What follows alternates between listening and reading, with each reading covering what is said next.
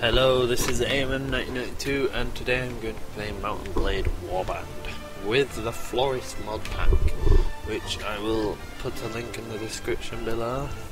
So what we're going to do then is we're going to start a new game. I've played this game several times before and I love it. So I sort of created up my own idea of how I'm going to have my own starting thing, and it's not really what it says here. So I'm going to start it off then with, first of all, although I don't have it here, my grandfather was actually a noble. So my grandfather was a noble, but all the kings plotted against him. Well, not all, but loads of kings, lords plotted against him and made him out to be a traitor. So they all killed him and banished me and my father, which makes me noble, but secretly. So my father was actually a thief soon after we were banished to a different kingdom, and I was always a street urchin as well. It was how we got by. And then I went to banditry as soon as I grew up a bit more and I could actually leave. And then I had this nice band of army, but with the money I had I decided I should take myself, didn't have enough for the whole group, to get to Carnate. So this is in Calradia, where the kings are all to blame for my father's mishaps, misdeeds, blah blah blah blah. Alright then, let's create a character. So I want my character to be quite a smart bandit, to be honest. I don't really want him to be like a brigand, because really he's not that bad. He's a smart person. He gets by tricking people and things like that. So I've given him wound treatment and all this, surgery, first aid, which lets me make sure less people are less likely to get killed in battle and more likely to not actually get wounded, or they heal straight away basically. So it's not that bad. And I am going to have iron flesh, yeah, and weapons. Pole arms. Right. Shadow, I'm going to call him because he's a bandit. So let's give him darkish look. Yeah, that's pretty dark. Quite a smart beard, I think. Can we give him that? He's a bit more of a well-dressed bandit, a bit of a sneaky black hair, quite young, done. Blah blah blah. Alright, at the beginning there is like a sort of tutorial where you can hunt down bandits, which I may do, pure fact that if I do it then I'm gonna get some extra moolah. Ow! You would die for what you just did. Yes. Hello. So this is the guy I've got to save. His relative, I don't know if it's brother, sister, I think it's brother, no, son, I don't know. I am interested though, so give me the moolah, I will go get me my 5 men. This game in Kurt is just ridiculous sometimes. There's like these step bandits and there's so many of them and they're all really really fast. So if they want to get you, they will get you. If they want to run away from you, they will run away from you. Unless you have your own little army of horse riding freaks as well, which I do not.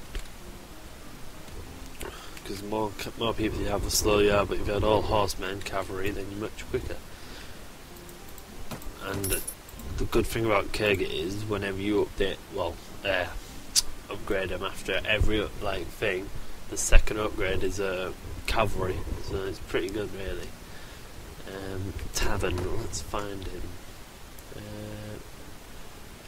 Wondering, there you are. Very well, I shall hunt these bandits that you mentioned. And there they are. Band of robbers. I've been looking for you. Let's kill them all. It's dark, but not too dark. See, I always ride ahead of my group. Unless I was there on cover, they may beat me to the battle. But I normally go with Swardians, but I've started to like the Kurgans a lot more because they just seem to be faster. Swardins are pretty tough. They're like more 90 people and going completely the wrong way. There they are. One down. Two down. Three down. And they killed the fourth. Let's do this. Where are you hiding him? Tell me or feel my wrath. Let's go. I really don't want to get attacked by bloody... what's it? Those bloody deserters are even... Actually, deserters aren't as bad, but... still pretty damn tough unless you have an army. Let's go. Charge! And it actually took several takes because it's just... some games are just so buggy, and these... I wouldn't say it's buggy, but I mean... that's just an example. This guy just wandering off nowhere. Them guys getting stuck on those. It's just... so many things just... bleh. And then there's like the fact that I'm using a mod. There's a little bit of extra possible for things just going wrong. Several times it's just froze and had to start again basically. So fingers crossed. And let's go kill some bad guys. Even though I'm planning on being a bad guy in the game. Because I have turned to banditry. My aim, as quick as possible, is to gather an army, pretty large, maybe 100, and try to storm a castle that doesn't have too many in. If I get one of those castles, I can reinforce it, fill it with my own men, make peace, gain a bit more nobility, get my own banner and whatnot, and I may also be able to make peace with the kings, so I technically have my own kingdom. But there is a thing on this game called right to rule, which I don't think I would have any right to rule. But you gain right to rule by basically either 1, starting as a noble, 2, having like the companions you can get in taverns and stuff, having then spread the word that you are the rightful ruler and all this stuff, just so that they will all think that you should be king of your own empire, and people will respect you. You need to gain respect basically.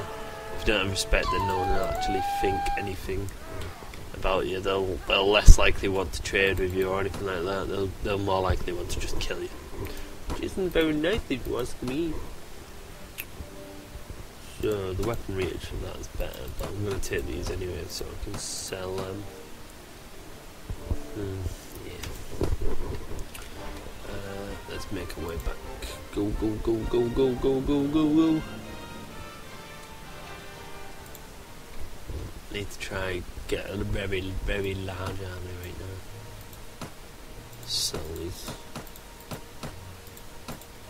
Return. One of the easiest ways to get money and renown in this game as well is with tournaments, which is a good and bad thing. I mean, you could possibly lose money and stuff, but you normally gain a lot, so it's not too bad. All I know is you can also get buildings in towns and things, which is pretty good. When you get your old, like if you have every town with God knows how many buildings in each, then you're probably going to get enough money to keep your army running every week. You got to pay for your army.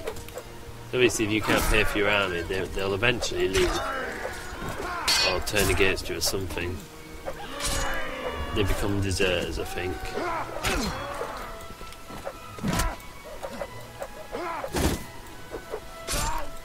Because you have morale on the game and stuff. So obviously, if your morale of your army's weak, then they're less likely to want to stay by your side. I'm glad to see you're alive too. Not. Alright. So River Chegg is where the tournament is. Where is River Chegg? There.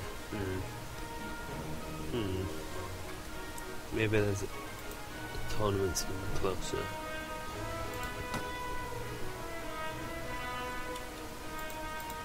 Blah blah blah. Blah blah blah blah blah blah blah blah. Nope. To River Chegg it is then. First of all, I must go to these places and get me some more troops.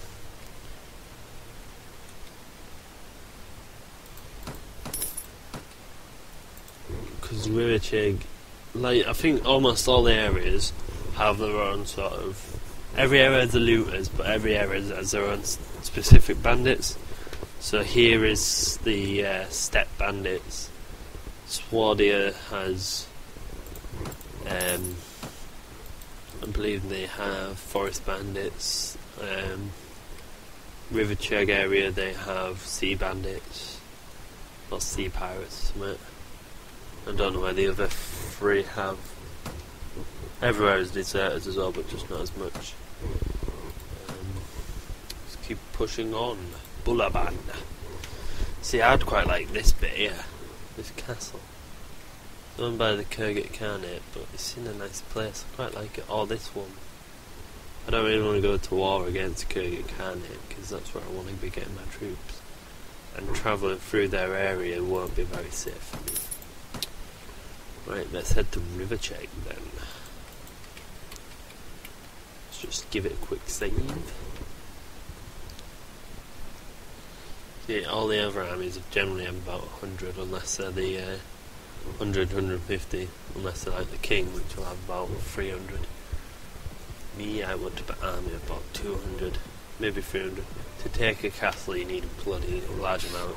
I normally sort of cheat a little bit. I'll end up reducing the amount that I can go into battle, wait till I've got onto the wall, and then from there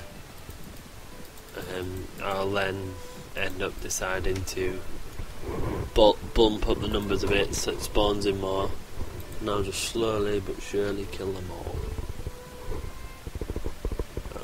We have to wait till the day. There we go, the tournament. So the old tournament was completely different to this. The old tournament was always random, depending on where you were, and you just bet on you winning that round. If you were to die on the round, even though your team could still win, you had lost, which I didn't really like. But on this one, it's all based on points. So if you win the rounds into your team, then you'll gain like 2 points, but you'll also gain a point per like knock unconscious you get and stuff. So it's pretty good, and you get to pick what sort of loadouts you have. I always wager as much as I can on getting 2 points minimum. It's guaranteed basically for me, unless I'm doing really rubbish on a round where my team loses and I don't get any knockouts, then I will lose that. But normally, like 2 points is guaranteed if the team wins. So I always do that, and I always go for 2 teams, just because it seems to be a bit more better. 2 teams of 8, it's a bit more fun for me. I always like to go for one-handed and shield. Sometimes I go for pole arms and stuff, but I'm not really sure if I am gonna, because my pole arm's a bit weak, but I suppose I could level it up. So I'll edit this, because I don't like, no, I like lances are alright, crossbows and stuff and whatnot, they're just too bad. And this overhaul arena, the horses are pointless in these arenas. Like, the areas are too bumpy, that it's pointless. Whereas in these ones, I actually enjoy it. So, except